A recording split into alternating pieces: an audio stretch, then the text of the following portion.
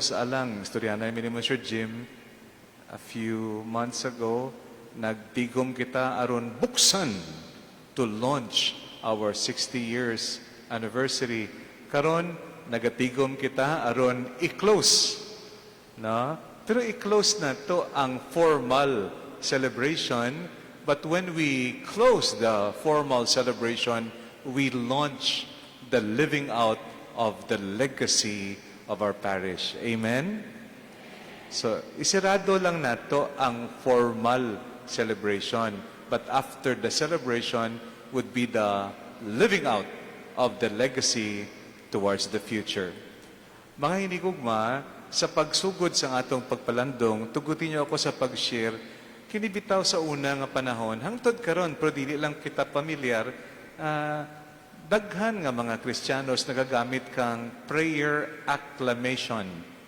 Epektibo kini kay sayon lang i-memorize o dili makalimtan ba bitaw. Tapos very effective o powerful prayer. Murag prayer shorts, abbreviated version.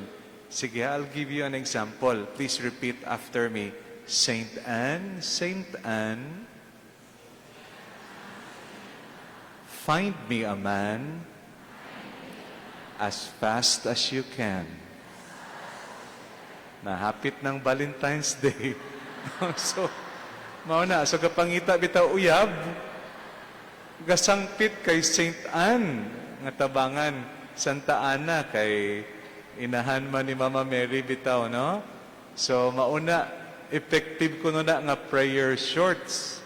Saint Anne, send me a man or find me a man as fast as you can. So sa nagapangita, hinigugma o uyab, mauna kuno ang prayer shorts nga dapat dili pagkalimtan. Ikaduha, kini, please follow after me. Saint Paul outside the wall, help me to rise every time I fall. Ang legend dito sa outside the wall nga basilika na ay dira ginpugutan, ginhalad ni Saint Paul ang iyang kinabuhi kang Lord, o kung asa nahulog ang iyang ulo na ay fountain, tre fontane, nga usbong bitaw sa yuta. Mauna nga sa iyang conversion, ang atong hinabang nga patron sa conversion, mauna si San Pablo. That is why we say, Saint Paul, outside the wall, help me to rise when I fall. Katapusan, please follow after me. Saint Therese, O little flower, come to my aid with your power. Anan. So para kanato, nga nagasaulog kang atong foundation anniversary, it is only proper that we go back to the root of it all, which is the love of God. And of course, gintugyan kita sa atong patroness, Saint Therese. Kaanindot kaayo, little flower, little, pero musangpit kita, come to our aid with your power. Mga igsoon, hinautunta mauna ang dili nato pagkalimtan, paggawas nato diri. Basi bitaw ang inyong dumdumon ang Saint Anne lang ha. Ang kasabaan mo ni Father Glad. Okay man na. Okay man si Saint Paul. Pero dapat kung taga parokya ka na Saint Therese, pinakaanindot katong prayer shorts, katong Saint Therese, O little flower, come to my aid with your power. Karon, unsang ang pagsabot nga tsakto sa kining power? Mauna ang question, dapat aton sabton kag tubagon. Number 1, unsa ang secular concept of power? It is usually twofold, duha ka wings. The control of material resources, kung kinsang pinakadato, pinakadaghan, siya ang poderoso or powerful. Ikaduha, control of people. Let me explain. Kana dito sa lahi nga nasod sa Estados Unidos, uso ka ng Black Friday sale ba? Diri nakaabot naman ka na to. Kana, usahay, way pa nagbukas ang tindahan, nagalinya na ng mga tao, kay mabagsak presyo ang flat screen TV. Pagbukas, sus! Wala pa gani, halfway ang pultahan, mudagan ang tanan, mustampid, masikuhanay, matapakan ang uban, masaktan o masamadan, importante malabot lamang kining flat screen TV. Grabe no? Kay ngano man, kung naa ka na flat screen TV, kagunit mo ang remote control sa balay. Ikaw ang pinakahawod. Di ba? Ginaawayan sa mga kabataan, asa na itong remote control? No? Sa flat screen TV. Usahay, maingon kita, pikas man ang nasod. Pader. Pero diri sa atuha, kinang bitaw bagsakan, ang unang nga bukas ang ukay-ukay. Nakita nyo ka to nag-viral? Pagbukas, nagsumbaganay ang mga tao, samtang ginabuto ng... Nakita nyo ka to? Usahay, grabe ang desire nga ang sale makabot o makuha nimo.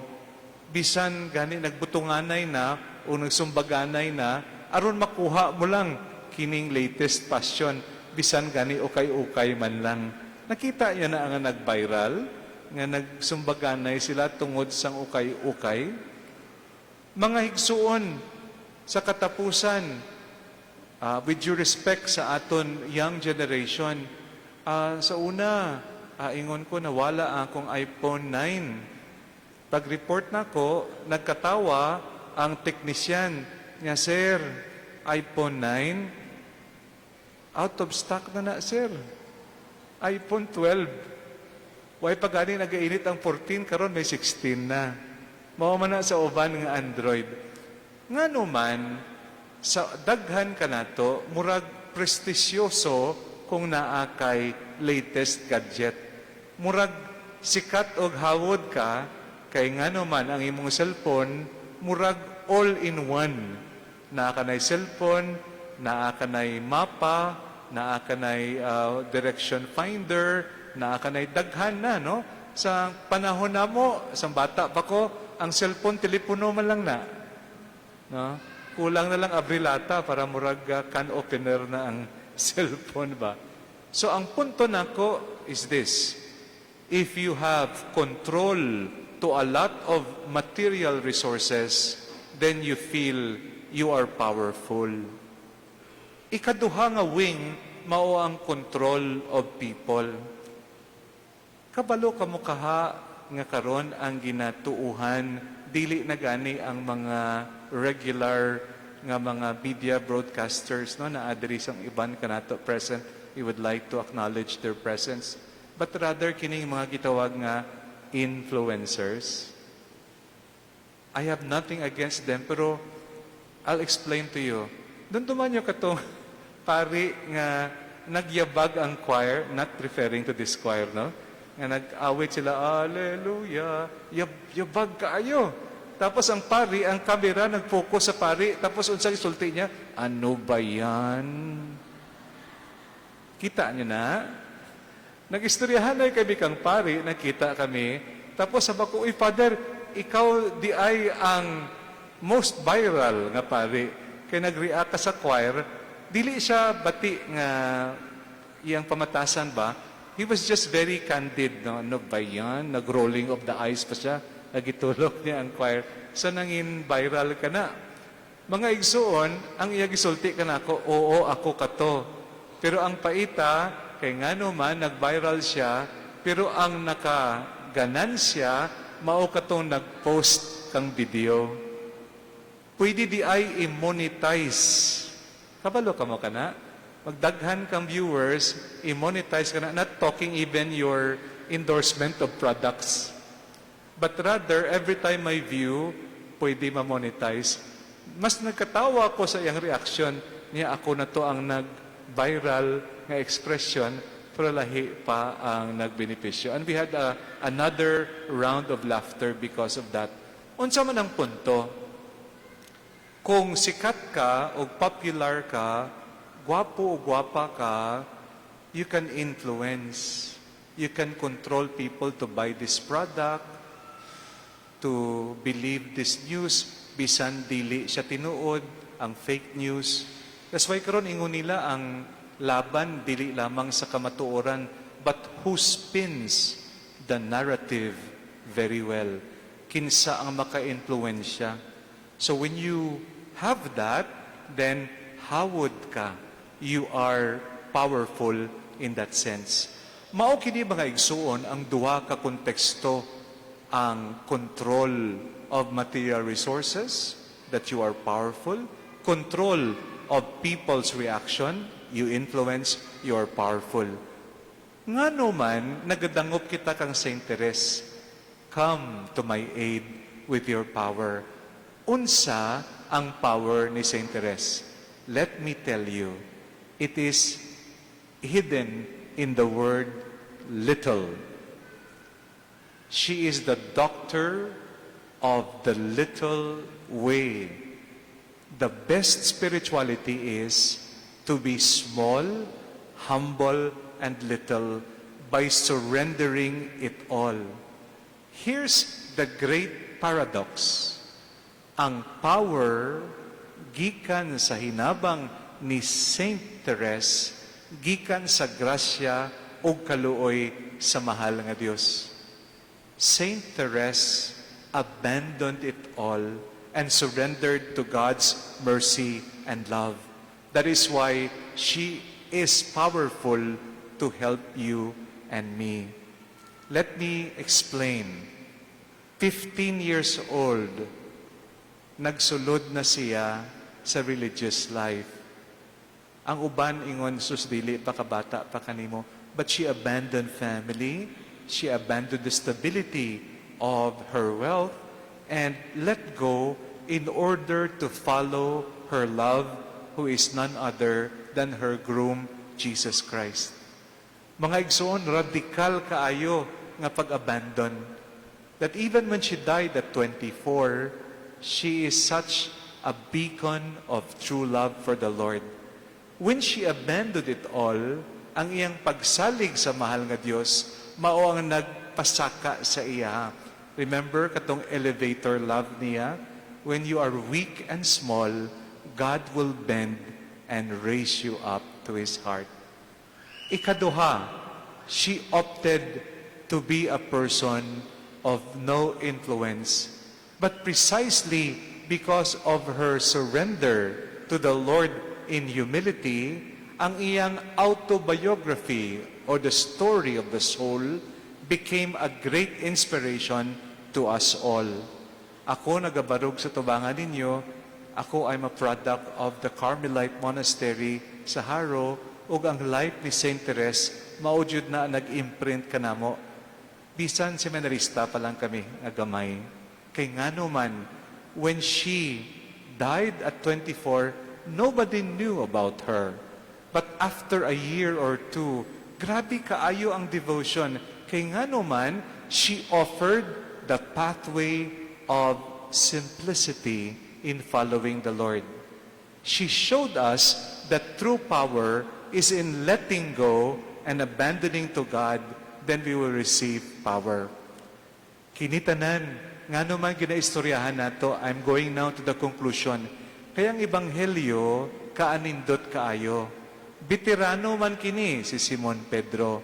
Kauban sa uban nga mga fishermen, klaro kanila ila expertise. Pero ingon sa Ginoo, duk in altum. Go back and go deeper. Kung maminsar lang kita, si Simon would have complained silently, Lord, we have worked all night long. Wala jud resulta. Karon ginapabalik mo kami, naunsa naman ikaw, Lord, oy.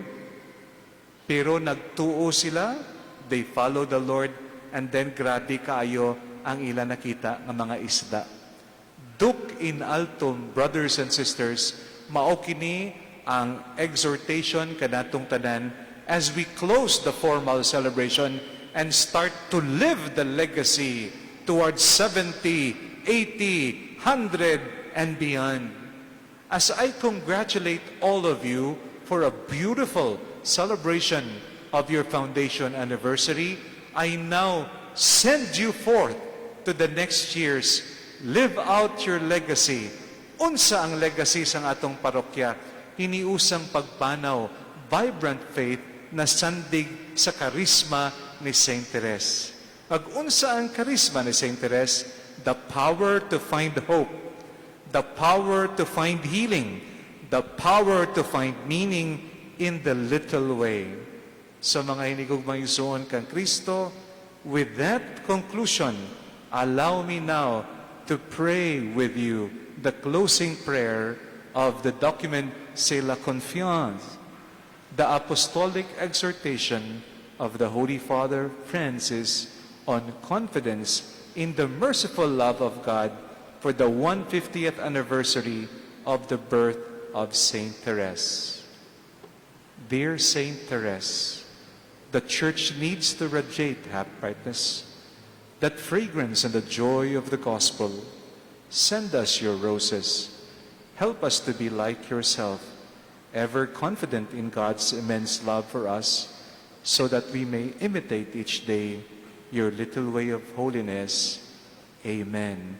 Ug ang atong prayer shorts, please follow after me. Saint Therese, O little flower, come to my aid with your power. Amen.